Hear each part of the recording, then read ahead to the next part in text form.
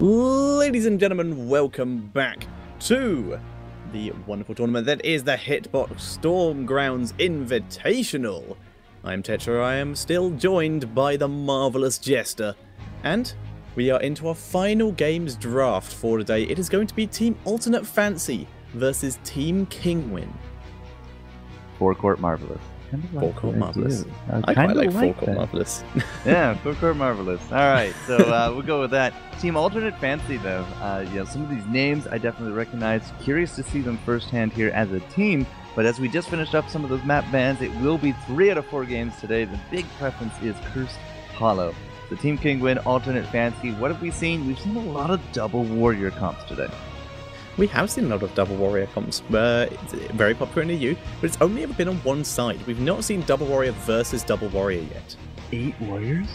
No, 4 warriors. Well, I was about to say 8 warriors? God. Do we even have 8 warriors? Yeah, I think I we do. don't know. I have to count now. I'm pretty sure we do. But no, you're right. We have some time. They're picking.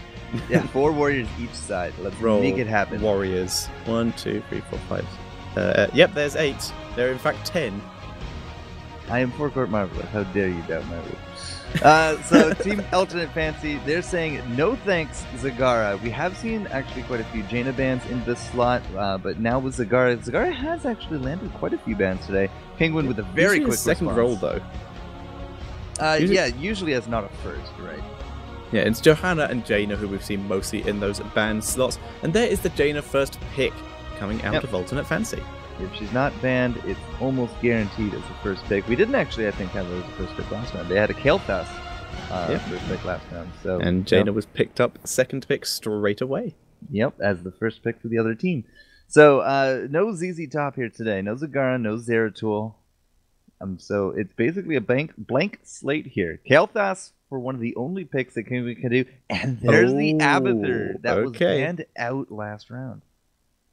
Now, it's very interesting to see this coming out of Kinguin. This is one of the maps that Abathur can do well on, but it's very much a bait out of, hey, we're playing Abathur. We could play a melee assassin. What are you going to do about it? Because the split-pushing Abathur build is not dead. It's been beat over the head so many times by Blizzard due to the fact that it's very annoying, but it's not dead. It's still hanging on in there that you can just send a couple locusts to another lane and just get some XP from it, push up a lane. You can't backdoor anymore. That's because the range reduction, but situation of we have the potential for this melee assassin. How do you deal with it? And they're dealing with by getting the first pick on support with the Malfurion. Will this be a warrior then to follow it up? Team Alternate Fancy, if they can get the double J's, Johanna Jaina, it's a big opportunity here. It would be very good, but I think if they're picking a warrior, I think it's more likely that they'll pick Muradin. Due to the potential that if Kinguin are running a melee assassin, the reverberation talent is so good, it's very hard to skip up to miss up if you're worried about that. Team Alternate Fancy definitely worried about something. They're down to 30 seconds and counting. What would you do as a counterban, though, up against Team Kinguin? That Abathur could lend itself so many different ways in terms of an actual battle comp. Well, that's what I would actually do. Go with the Muradin just in case there is a melee assassin just for reverberation, and then deal with whatever Kinguin end up picking, because now Kinguin, there's a couple bans to come out first, but now they have to basically show what this Abathur's for, unless they leave it for the very last pick, in which case it's going to be very interesting and almost more than likely a melee assassin. So if they play this right, they should be able to pick in a way that doesn't show they are going for a melee assassin, and then just go for either a melee assassin or whoever else they want if they want to run Abathur as the split pusher. Well, Kinguin very likely not going with Butcher if they're going to be the ones to ban out the Tyrande. Yeah, Tyranna's a good ban choice though, because it also just denies vision on where Abathur is. If Alternate Fancy wanted to go with a Nova or something like that for Abathur sniping, or someone, yeah, exactly, but still anyone long range who could pick him off, or just push in a lane and just try and wipe him out before he has a chance to leave. Every time I play Abathur and I queue into Nova Zeratul, it's just like, oh god, oh god. Well, oh god. I quit. I'm still waiting for Abathur for 3 weeks so I can just live life to the fullest as Zeratul. Alright, so there's the Johanna ban coming out from Alternate Fancy. Muradin has 100% been the preference when it comes to these teams. Yeah, he is a very good warrior. Johanna and Muradin have been the top ones. Johanna's seen a lot more banning than Muradin, but Muradin has basically been in every game so far. Alright, so Zagara's out, Tyranda's out. Kinguin either has to go for either Tyrael or an Uberak. He said that we've been seeing a lot of Arthas lately. Not We've seen a entirely bit of too it, not a sure. lot. We've seen a bit of him.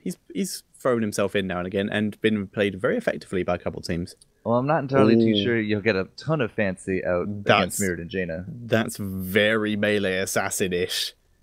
It feels like it.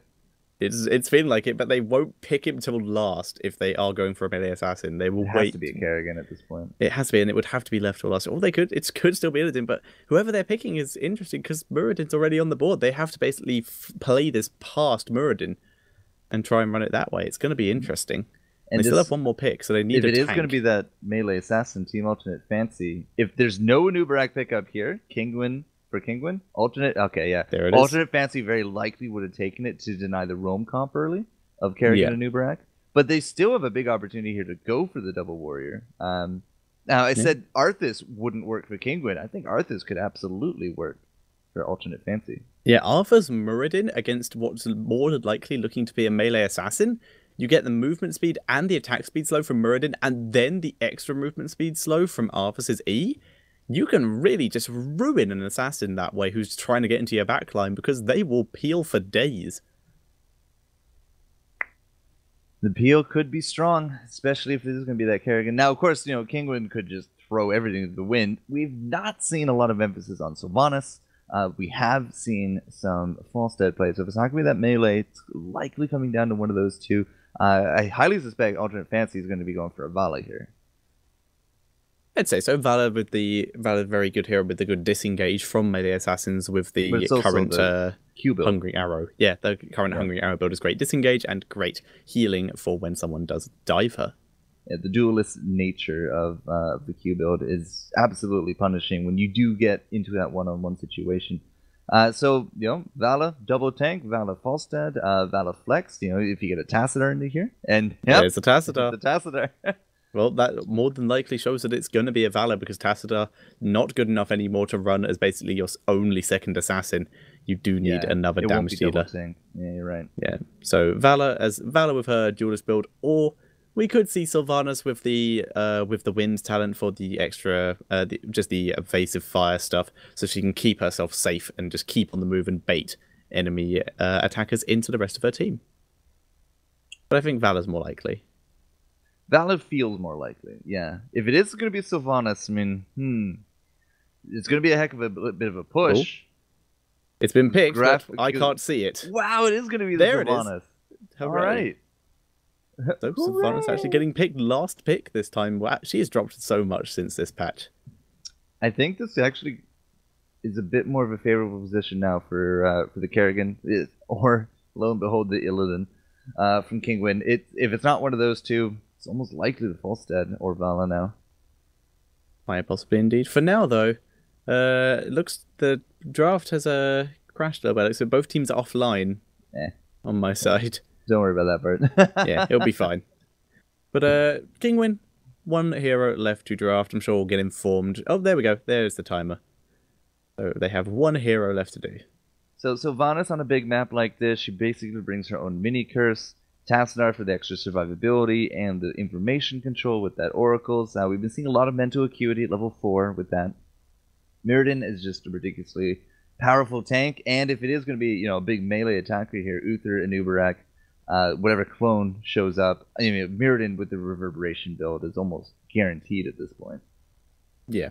Unless there is no melee assassin, in which case he can go for basically the Stormbolt build, actually. Help the Sylvanas push. I'd be surprised really quickly. Yeah, I'd be surprised if he had to augment the Sylvanas push with it. Reverberation, even if it's not as many auto attackers, it's still more control. There's none. There's a noob, and that's about it. Like Uther's going to be in there, but he's mostly in there for the stun and the heals. Yeah, but it's also clone. You got to think of from Abathur. True, but it would be cloning a Noobrak if you wanted the extra autos. Hammer. No way. Sergeant Hammer. Divine Shielded Sergeant Hammer, maybe? Cloned Hammer? Cloned Warrior? Sorry, I gotta go tweet this. Okay, this is a very ranged comp coming in from Kinguin. The Flamethrower Kael'thas plus Hammer with Napalm. That's so much area control. All right, pretty awesome. I'm a massive fan of Sergeant Hammer. So am I. I'm really glad to see her. So unfortunately, though, we haven't really seen her in current meta because in the last big patch, which was well, okay, sorry, 2 patches ago, the big Kael'thas patch, we had health scaling take a big hit from Sergeant Hammer. So now, not only is she more frail, but also now the changes to Regeneration Master. That was a big chunk of her survivability early on. And the fact that she's no longer kind of the big range monster that she used to be. I mean, we have Jaina with range increases, Kael'thas with range increases, the stealth has come back into meta. Sergeant Hammer doesn't deal extremely well with a lot of that, which is why you typically just don't see her as much anymore.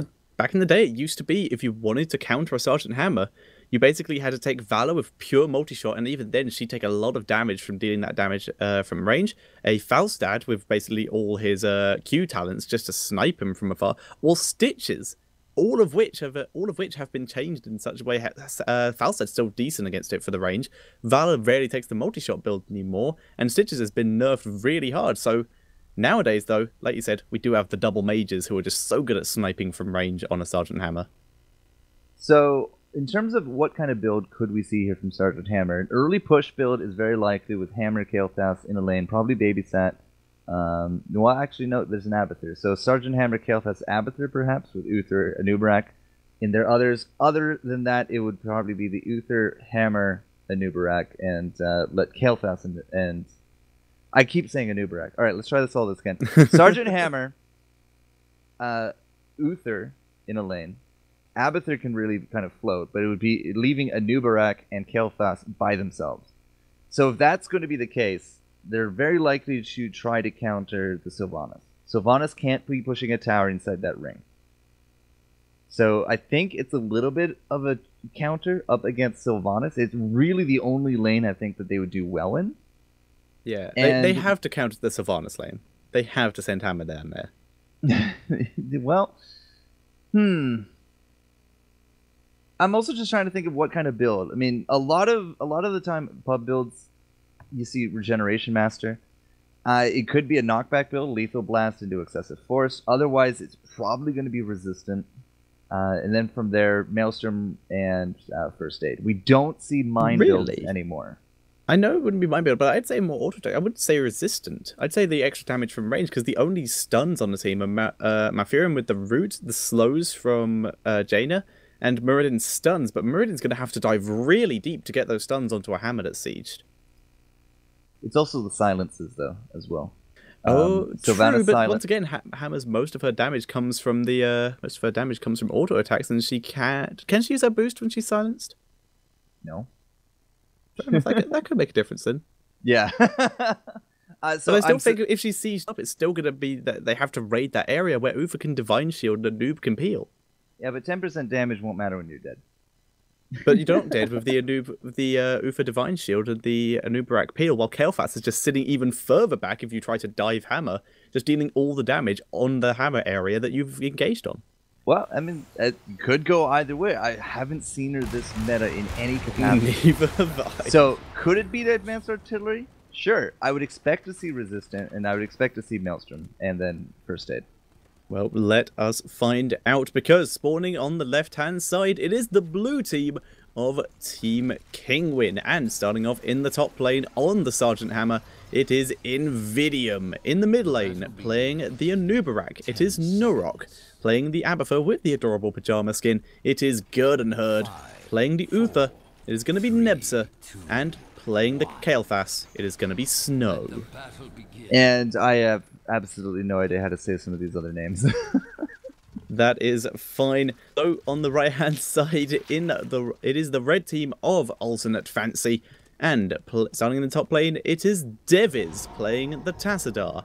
In the mid lane, it is going to be, oh god, okay, yeah, hang on.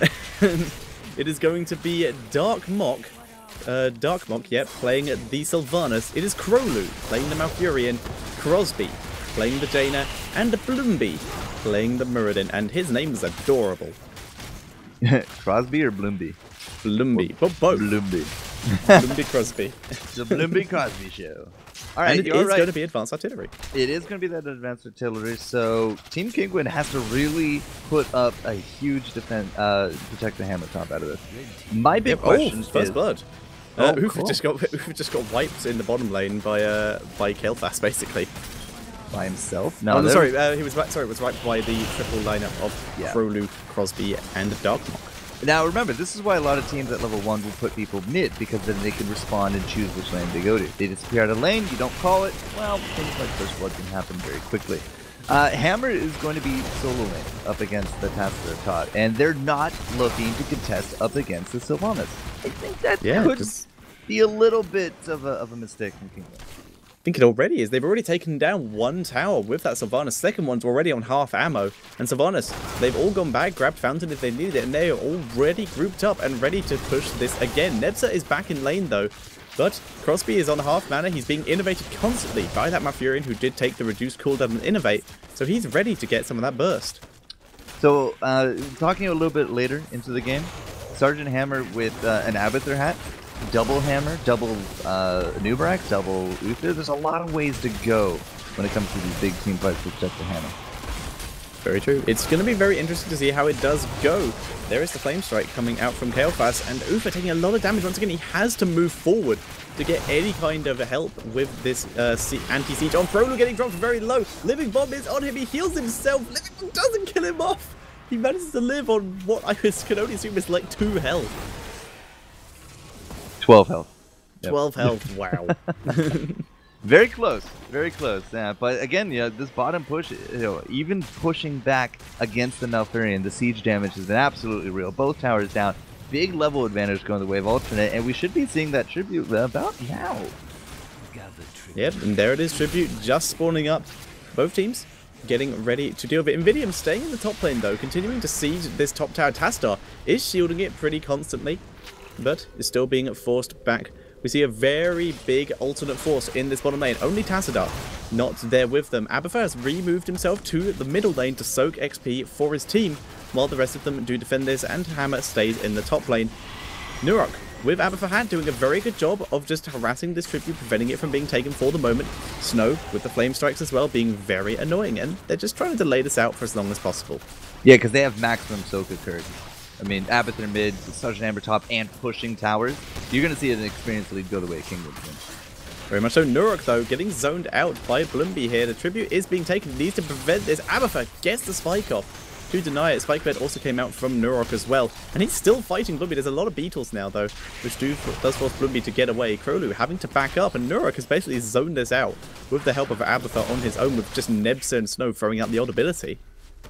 You throw an Abathur Hat on a tank, and all of a sudden it's the damage and survivability and zoning. It's a very powerful combo this early on. It doesn't look like Alternate's going to continue playing this poke and soak game. Well, Muradin has made his way back down. He soaked mid lane for a bit, but he's made his way back down. Crosby takes a full flame strike, but Bloomby diving in, trying to catch Snow out here, but instead he catches the healer, Nebza. Nebza doing a lot of damage. Throws Crowloo, though Crowloo having to back up because of the flame strike. Crosby gets hit by it too. And Alternate dropped low as they try to engage a bit too hard.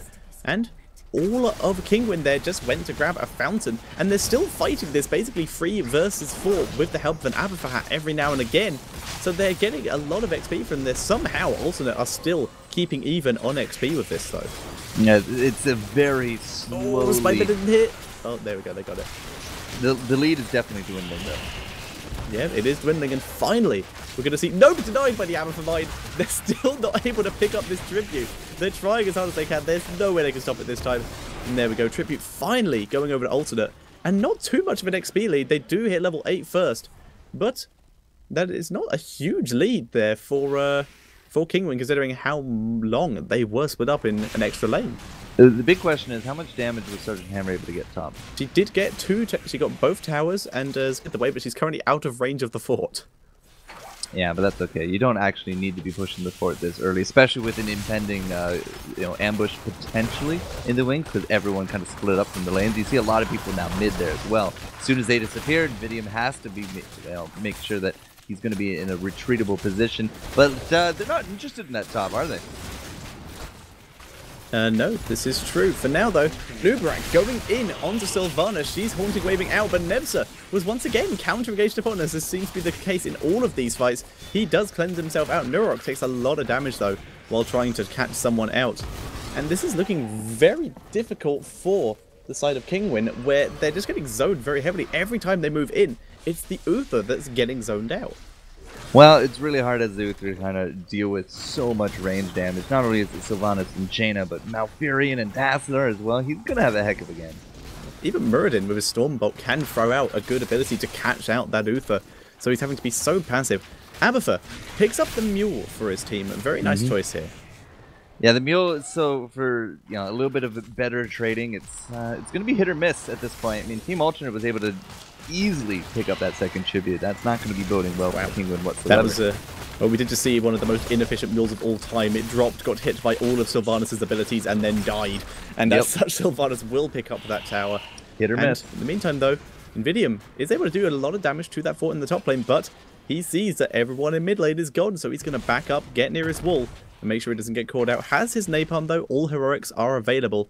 And nothing unusual other than we do see the Locust Swarm from the Anubarak, which we've seen the Web Blast from pretty much every other Anubarak all day. 3 out of 4, yeah. But so I mean, who are you going to try to take down at this point? I mean, we have so much damage going the way with the Archon, with the Jaina, with that Sylvanas. It makes more sense in this round to not try to single out someone up, but just to survive. Yep, Kael'thas was just traded for Malfurion. Malfurion dying in the top lane, Kael'thas in the mid lane. However, pushing the bot lane with his monstrosity, so he's gaining the XP from that. Tribute has spawned in the top lane. Did you say monstrosity? Monstrosity. Okay. So we've had Sergeant Hammer split pushing one lane. We have Abathur soaking another, and now Monstrosity trying to push out these third ones during these tributes. Kinguin is really looking to capitalize on split pushing this game. They are, and currently, though, yet to get a forward out of it. The Monstrosity has been pulled back, so it did just take a lot of damage from Jaina. But every time you get that hat off it, it's just going to run straight back in and pretty much die. In the meantime, you can technically heal it. You can heal it with like abilities and stuff, but you have to pull it back and like let it regen, basically. Yeah. It takes way too much effort. Yeah. Like Uther has actually come down to this bot lane and has healed it up actually, so the Monstrosity does live to fight another day. As I said, they're going to be looking to capitalize on this value. I mean, already a tribute has now gone over the way of Kinguin, and we're not really capitalizing on any kind of big objectives here from Team Alternate in the meantime. So this next tribute coming up, if they're going to be focused on it, that's going to be a terror, that's getting stronger and stronger as time goes on into that bottom lane that they have to think about. Yeah, Monstrosity can stack up to be very deadly and very dangerous if it is left unattended. We will have to see. There is the tribute spawning. Alternate are on it. Nice dimensional shift, dodging the flame flame. Wailing arrow hits all 3 members of Kinguin there. Down goes the Anubarak straight away. Nibza is the next target. He gets bursted. Divine shields himself though to keep himself alive. And we almost saw Sylvanas. Sylvanas is actually going to go down. She runs through the Phoenix and gets herself killed off. Big mistake there. Yeah, Darkmock should have kind of just went all the way around it. Now, at the back as well, the Monstrosity kind of came up and did prolong until this curse was finally actually taken out. So there is no split pushing pressure anymore into that bottom lane. And Sergeant Hammer, way too late to the fight. As soon as that first kill went down, she just went immediately back to the top. And now, we're going to be stuck on that defense game. It was definitely sloppy coming out from Kinguin there. They pigeonholed themselves. They didn't have their team 5. Abathur was controlling a Monstrosity at the time. Didn't work out in their favor. On the bright side though, first fort of the game literally just went over to Kinguin with Sergeant Hammer pushing in the top lane. And there is a talent choice from this Abathur that makes this idea a bit more obvious. He is going for the Adrenal Overload, which gives him the extra attack speed on whoever he symbiotes on. Nuruk able to deep tunnel out of there so he does not get caught out.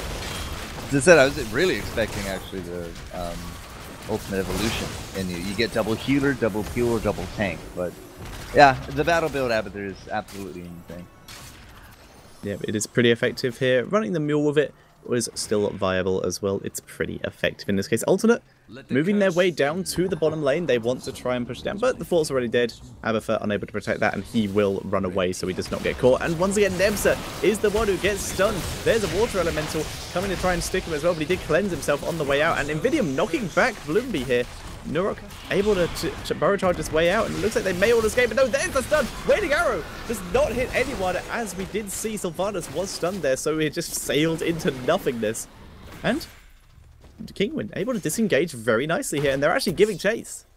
The big thing there was the silencer not hitting. If Wailing misses like that, it's a big opportunity now wasted for your team. So alternate, yeah, they just got to fall back. Now they did get a good amount of push out from their curse, but again, like they haven't really hit these big objectives. We still have bosses on the table, and because of the split pushing tactics of not only Sergeant Hammer, but of course the double soaks and this monstrosity out of Abathur, who has that experienced lead? Well, even with that curse, it's very, very slightly Team Alternate.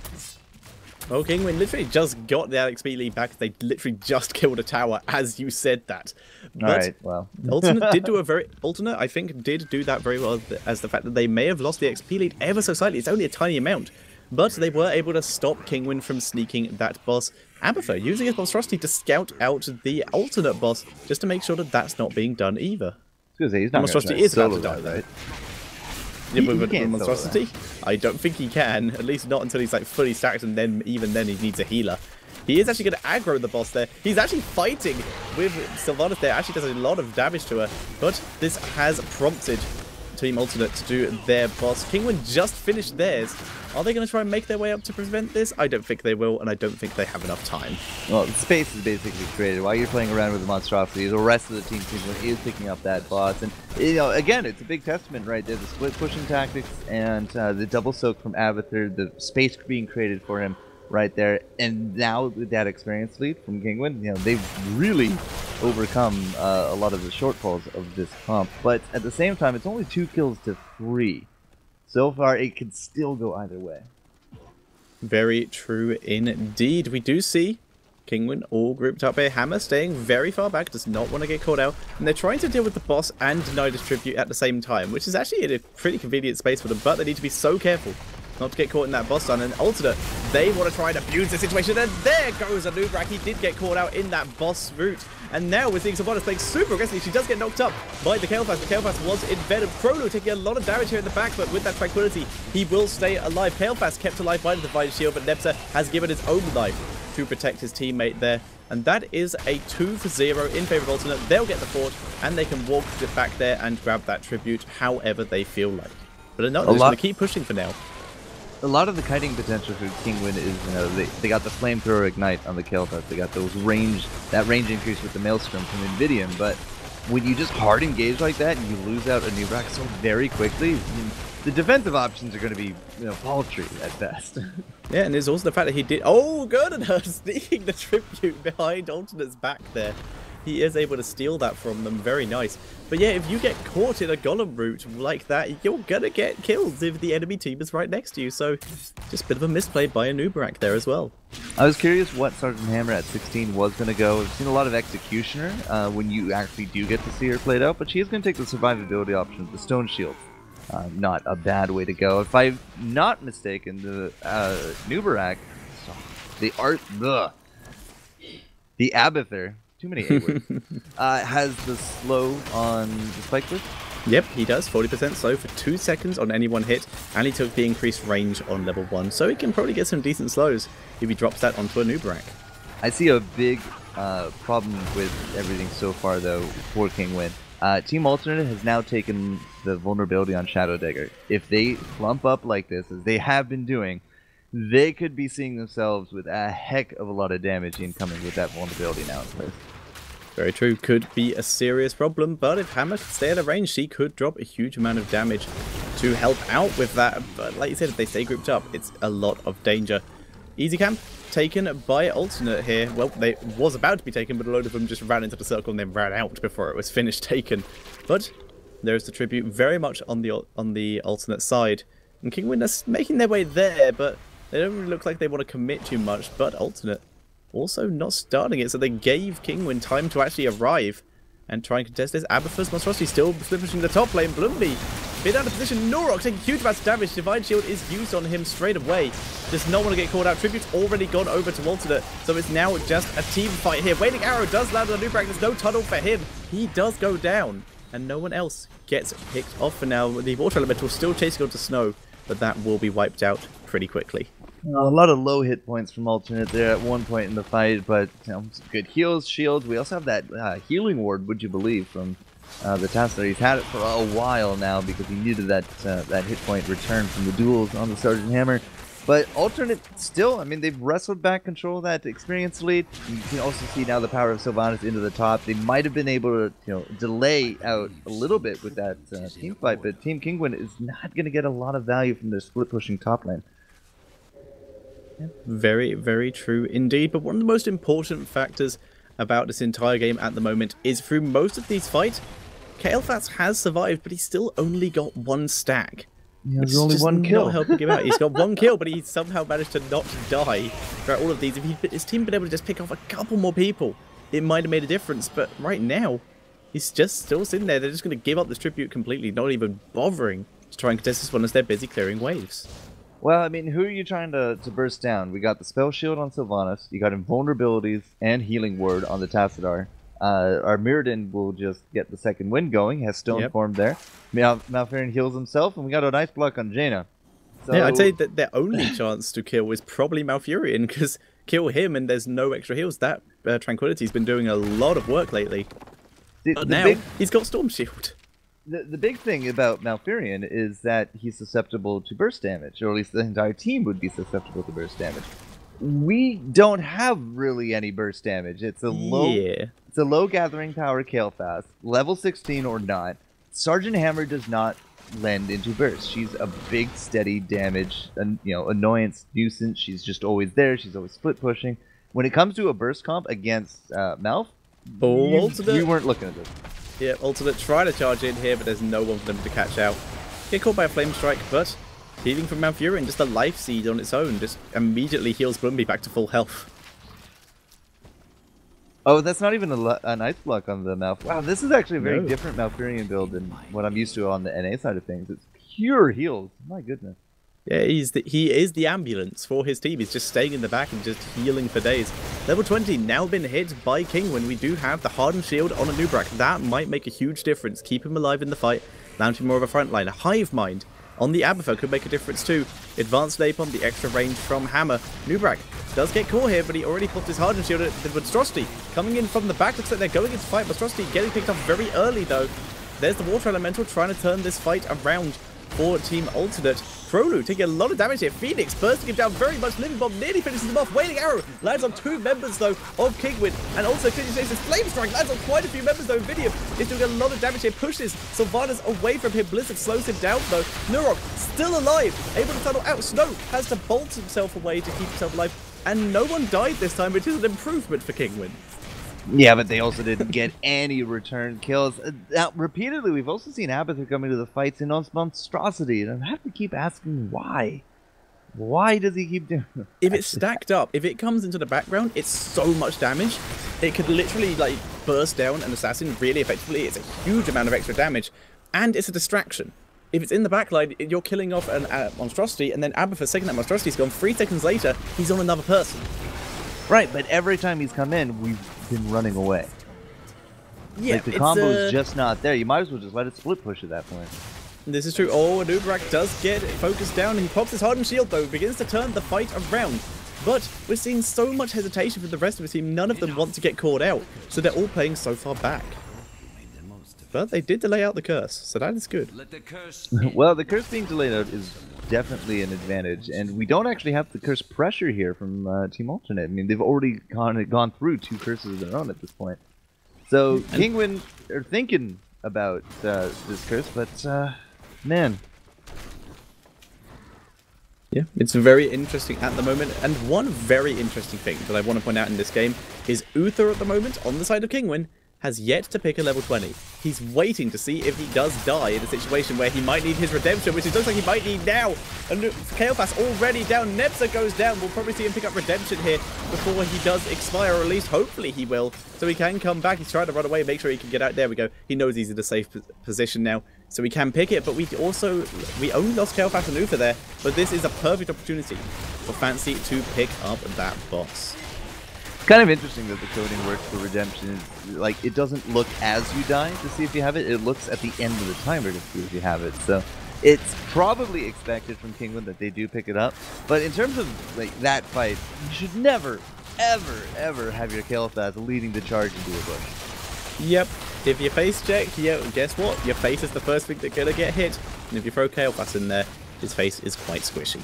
And no escapes. He doesn't have the hardened. I mean, he had the blink, and at that point he was just CC to death. And now again, you know, we're on the same situation. Kinguin is on the defensive. They have two really good ranged defenders, Invidium and Kael. Kael'thas obviously not here, but if Invidium, you know, sieges up, he's a big target. Yeah, very true. There goes the keep in the bottom lane. In the meantime, Monstrosity is split pushing at the top lane, so they are gaining a little bit of XP for that, and they are still equal on levels, but not for long, as Alternate are just about to hit level 22. Yeah, story of the Monstrosity's life. Pushes in, gets nowhere. As I said, the split pushing idea. Hammer Divine Shield used on her keeps her alive after the engage there. Sylvanas being dropped very low, has to use her Bolt of the Storm to escape. But now we're seeing Anubra getting burst down. He is not able to burrow charge out. And now the chase continues. Invidium does not have his boost up. He gets taken down. It is now Kael'thas and Nebsa in full retreat. Snow does get demounted here just as he gets on his mount. The chase continues. Haunting Wave straight into a Flame Strike though. Kael'thas doing a lot of damage, but there's the Tranquility, keeping everyone on Alternate alive.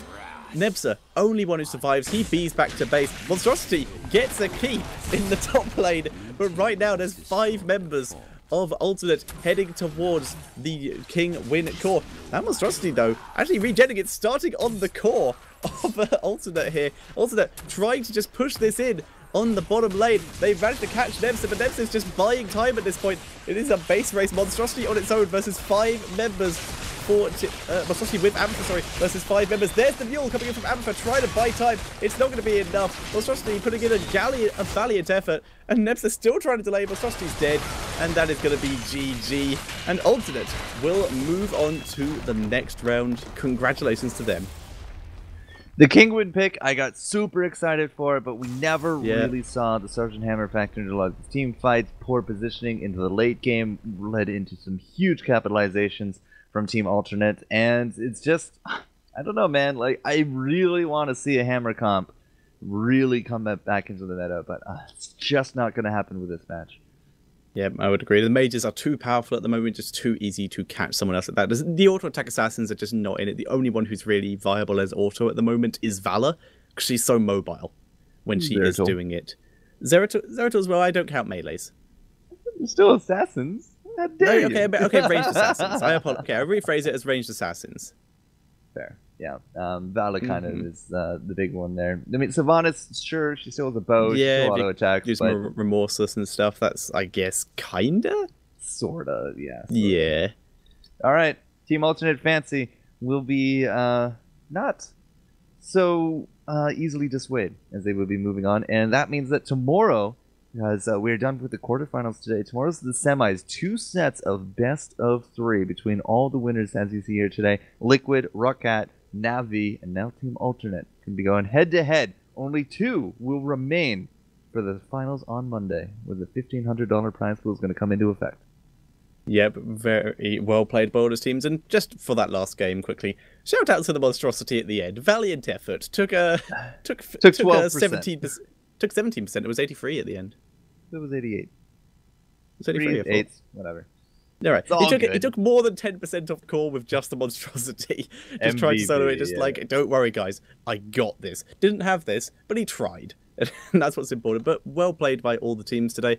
And a reminder one more time before we do go, we are doing a giveaway throughout this tournament that Jester can tell you about now.